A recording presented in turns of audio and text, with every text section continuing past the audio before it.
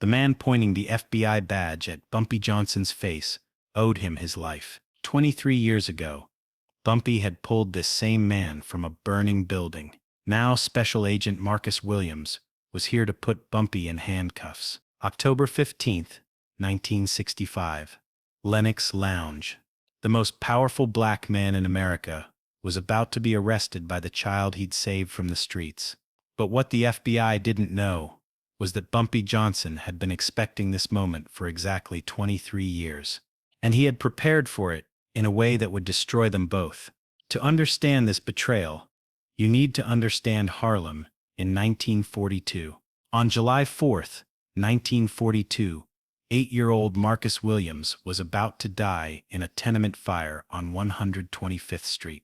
Bumpy Johnson was 37 years old then, already the most feared man in Harlem. He controlled the numbers racket and most of the illegal money that kept the neighborhood alive. But that afternoon, he was just walking down the street when he heard the screaming. The building was an old tenement, 4 stories of rotting wood and broken dreams. The fire had started in the basement and was climbing fast. People were pouring out, but from a 4th-floor window, a woman was screaming, "My baby! Somebody help my baby!" Bumpy looked up. Through the smoke, he could see a small face pressed against the glass. A boy, maybe 8 years old, trapped. The fire department wouldn't come to this part of Harlem for another 20 minutes. In 20 minutes, that building would be ash. Bumpy Johnson didn't hesitate. He pushed through the crowd, found the building's entrance, and ran straight into the smoke. The staircase was already burning.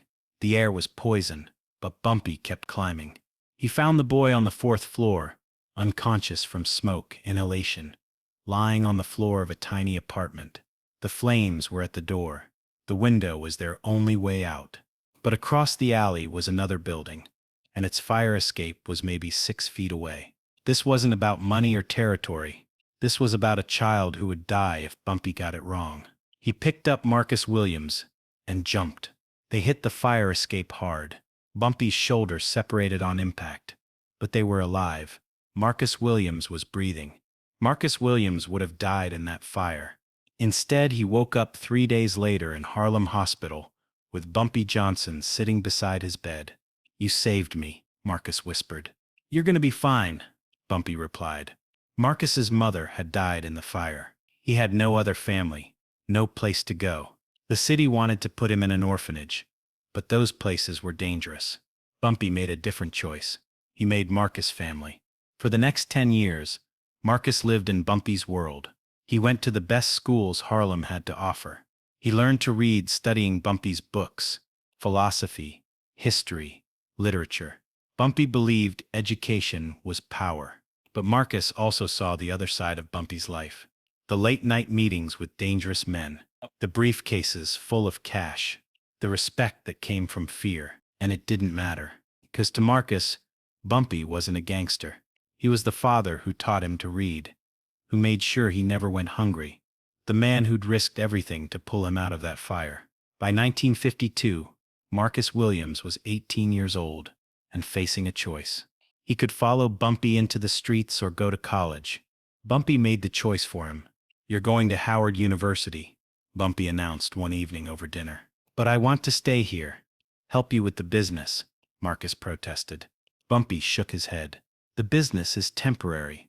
Education is permanent. You're going to be something better than me." Marcus graduated from Howard University in 1956 with a degree in criminal justice.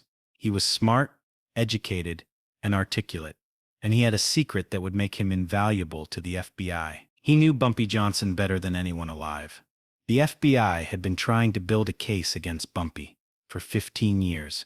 They knew he was the most powerful black criminal in America, but they couldn't touch him because Bumpy Johnson was careful, smart, and completely loyal to the community that protected him. But then Special Agent Robert Kennedy had an idea. What if they could get someone inside Bumpy's organization? Someone he trusted completely? The approach came in 1959. Marcus was working as a probation officer in Washington, D.C. "We know who raised you," he told Marcus. "We know Bumpy Johnson paid for your education." Marcus said nothing. "We also know You're a good man, a man who believes in justice, and that puts you in a unique position to help us. Help you do what? Take down the most dangerous criminal in Harlem. Marcus stood up to leave. You're talking about my father. We're talking about a man who's corrupted an entire community, Kennedy said. A man who profits from people's desperation. Kennedy slid a folder across the table. Look at these numbers. Look at how much money flows through Bumpy's operation every year. Millions of dollars. The numbers were staggering. Now look at this, Kennedy continued. Poverty rates in Harlem. Unemployment, kids dropping out of school. The same families who bet their grocery money on Bumpy's numbers games. Bumpy Johnson isn't helping these people, Kennedy said. He's exploiting them, and you know it. Over the next year, Kennedy met with Marcus 6 more times. Each meeting, more evidence, more examples of how Bumpy's operation hurt the community. And slowly, Marcus began to see Bumpy Johnson differently. Not as the father who'd saved him from a fire, but as the criminal who profited from other people's desperation. In 1961, Marcus Williams joined the FBI. His first assignment, go home to Harlem and build a case against Bumpy Johnson. Marcus returned to Harlem in the summer of 1962, federal badge in his pocket. Bumpy welcomed him home like a son returning from war. Look at you, Bumpy said, embracing Marcus. Federal agent, I'm proud of you, son. For 3 years, Marcus played his role perfectly. He attended family dinners at Bumpy's house. He listened to stories about the old days. He met with Bumpy's associates, and he reported everything back to the FBI. Every conversation was recorded. Every meeting was documented. Every financial transaction was tracked. By 1965, the FBI had enough evidence to indict Bumpy Johnson on federal racketeering charges. But they wanted more than an indictment. They wanted a conviction, and for that, they needed Marcus to testify. October 15th, 1965. The day everything fell apart, Marcus walked into Lenox Lounge that evening, knowing it would be the last time. The arrest warrant was in his jacket pocket. Backup agents were stationed outside. Bumpy was sitting at his usual corner table reading the newspaper. He looked up when Marcus approached and smiled. Marcus, sit down, have a drink. Marcus sat down slowly. Bumpy, we need to talk. Of course, what's on your mind? Marcus reached into his jacket and pulled out his FBI badge. Tellsworth Johnson, you're under arrest for violation of federal racketeering statutes. The lounge went completely silent. Every conversation stopped. Even the jazz band stopped playing. Bumpy looked at the badge, then at Marcus's face. For a long moment, he said nothing. Then he smiled. I've been waiting for this day for 23 years, Bumpy said quietly. Marcus's hand shook as he held the badge. You think I didn't know? Bumpy chuckled. You think I didn't know exactly what you were doing from the moment you walked back into Harlem? Marcus felt the world tilting. That's impossible. Bumpy reached into his jacket pocket and pulled out a cigarette, lighting it calmly. Son, Bumpy said. I've been playing this game since before you were born. You think the FBI can put an agent in my organization without me knowing about it? You knew, Marcus whispered. I knew before you knew. Robert Kennedy approached you in 1959. You had 7 meetings before you agreed to join the FBI. You've been reporting to Agent Harrison twice a week for 3 years. Marcus felt sick. How? Because I taught you everything you know about gathering intelligence, Bumpy said.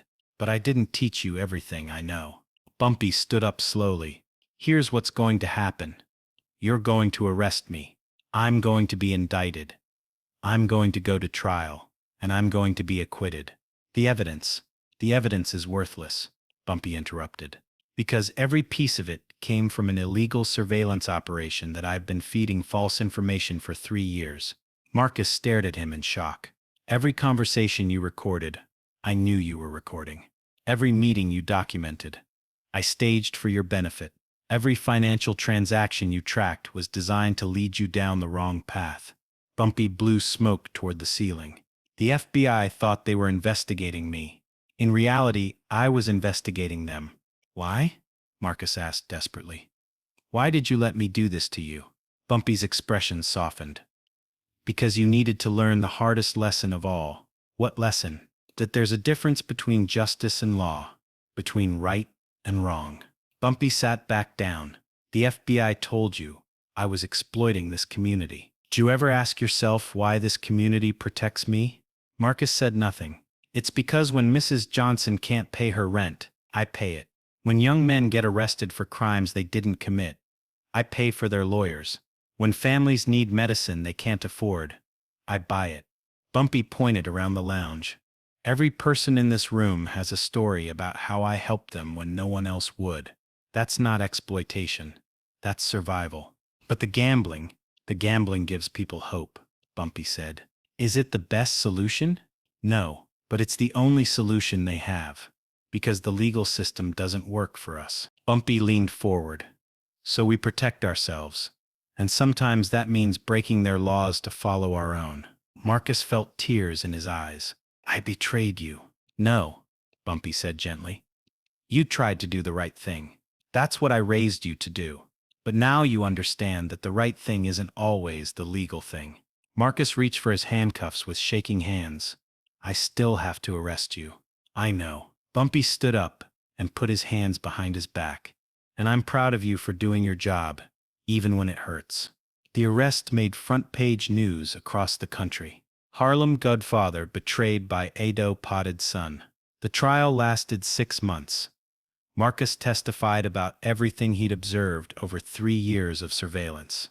And just as Bumpy predicted, the jury acquitted him on all charges. The evidence was ruled inadmissible because it had been gathered through an illegal undercover operation. Every recording, every document was thrown out. Marcus Williams resigned from the FBI the day after the trial ended. He moved back to Washington, D.C., and spent the rest of his career working with inner-city youth programs, trying to help kids who reminded him of himself. He never spoke to Bumpy Johnson again, but every year, on July 4th, Marcus received a birthday card with no return address. Inside was always the same message. A father's love doesn't end with disappointment. It grows stronger with forgiveness. Sometimes the most complicated relationships are also the most important ones. And that love and loyalty don't always fit neatly into legal categories. The FBI learned something that day too. That bringing down a man like Bumpy Johnson required more than evidence and surveillance. It required understanding why an entire community would choose to protect a criminal rather than trust the law. If this story of loyalty, betrayal, and the complicated nature of justice moved you, hit that subscribe button. Drop a like if you think Marcus made the right choice, and comment below. When law and justice conflict, which do you choose?